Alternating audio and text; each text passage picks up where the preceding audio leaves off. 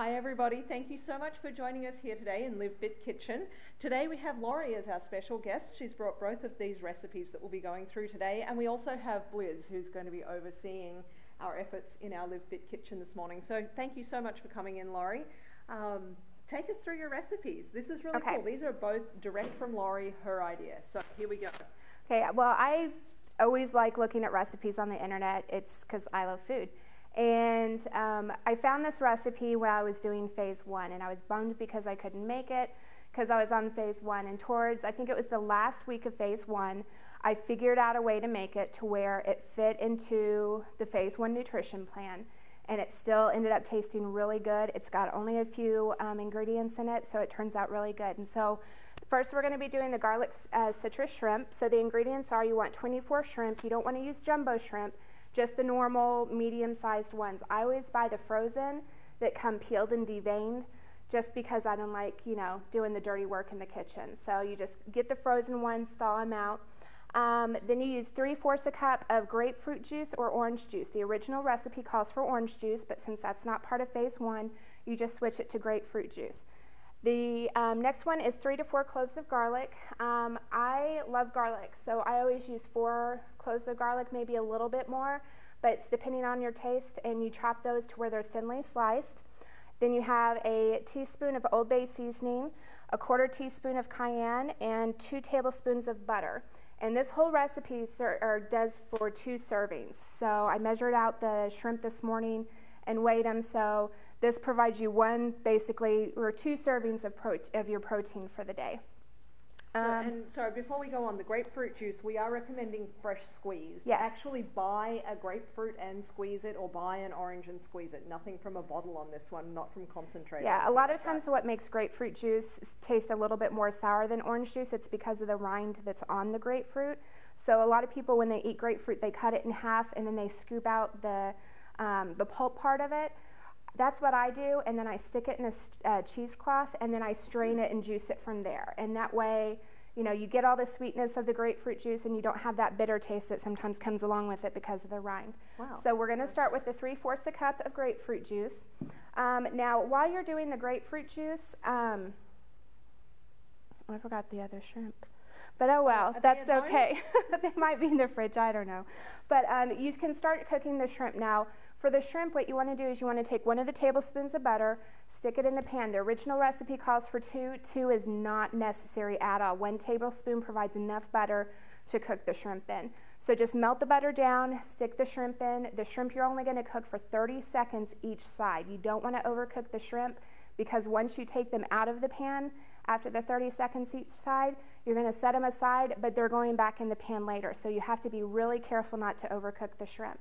So you're going to take your 3/4 a cup of grapefruit juice, and then you're going to take your 3 to 4 cloves of garlic.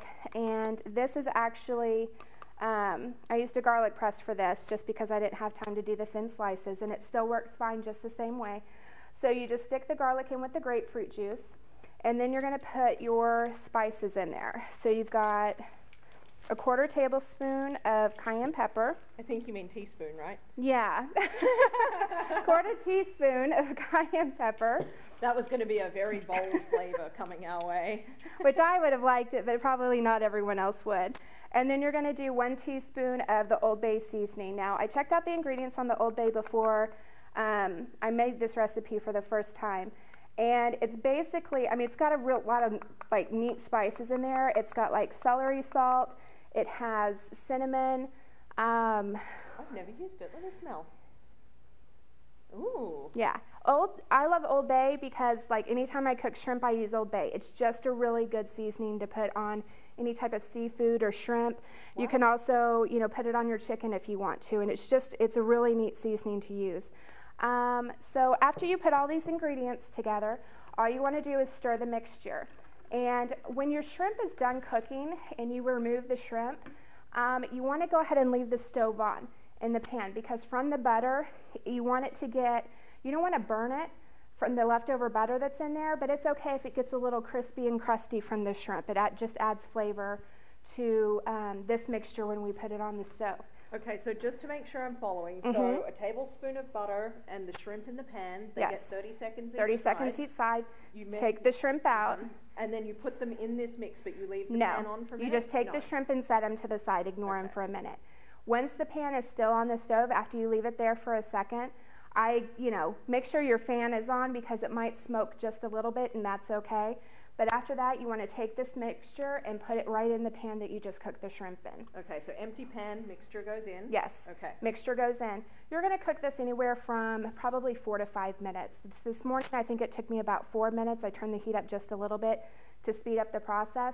But how I gauge when this mixture is done, because once you start cooking it, you just want to heat a lot of the liquid off of it first. Okay, so you're just reducing it and making a sauce. Yeah, and it's still going to be pretty liquidy, and that's when you want to add your second tablespoon of butter to it. The butter is going to help really thicken the sauce up to the point where your sauce is going to drag. And what I mean by drag is when you're sitting there stirring it, if you take the spoon and drag it across the pan, it leaves a clean spot behind the spoon. The liquid just doesn't cover up the pan immediately, so you've got a little bit thicker sauce. Once you have that, that's when you throw your shrimp back into the pan. And you stir it all up, mix it up, get it off of the heat, and there you've got your citrus garlic shrimp. Wow. So it's a really easy recipe, just a few ingredients. That sounds really gourmet, doesn't it? And really, that's quite simple, And I've used it for everything. You can just grill some vegetables, eat it with that.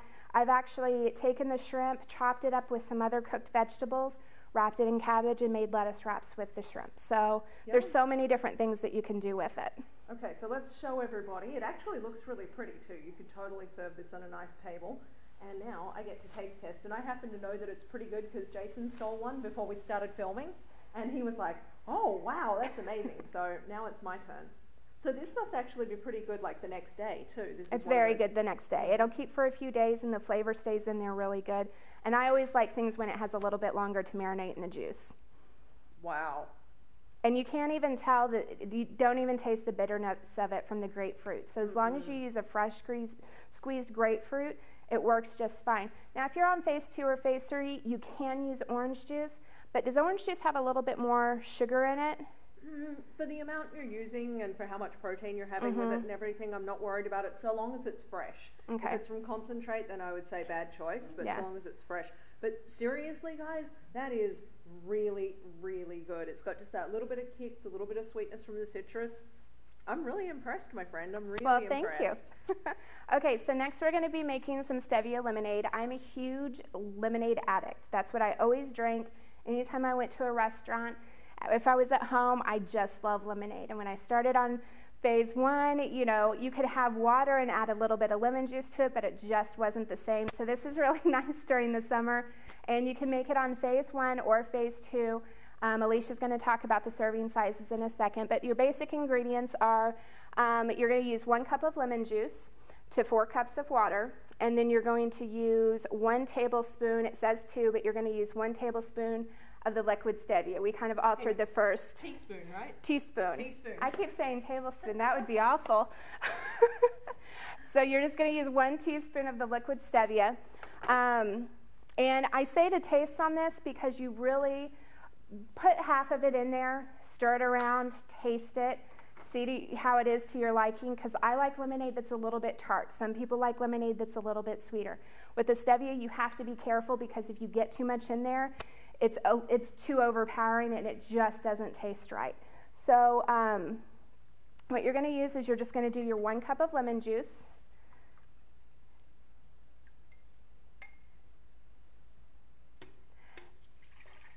And then we're going to do our 4 cups of water, and I'm going to go ahead and add the stevia.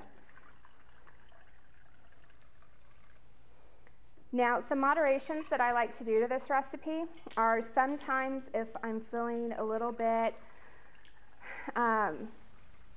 special that day and I want to add a little something to it, you can add strawberries to it, you can add peaches to it. If you're on phase 1, so we want to make this phase 1 friendly, just take a couple of strawberries. You don't use your whole 5 ounces of strawberries that you're allowed.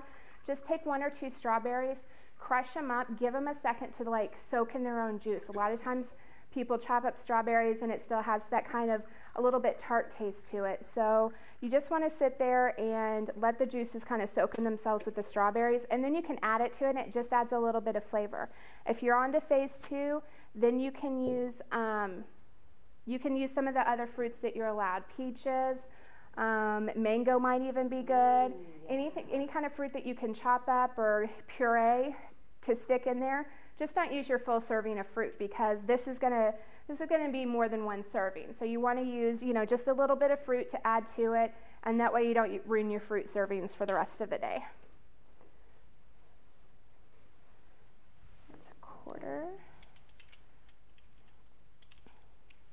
And again, we're doing 1 teaspoon, not tablespoon.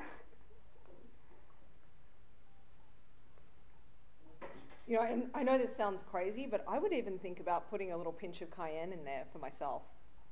Yeah, a lot of people like cayenne in their lemonade. It gives it a little bit of extra spice. Yeah, a little kick. I'm not one of those people, but Alicia might be. So I'm only going to add probably 3/4 of a teaspoon into this right now. And so we're going to add it in there. You can use this. Thank you. A little bit longer. Yeah, I realized as I picked it up it was the fork from the shrimp, which you can do at home, but when you're sharing with people, maybe not. Okay, Jason's going to come over with the glass. Jason's going to do the taste test. Come on. Come on, Jason. You're here. And tell us if it needs more stevia.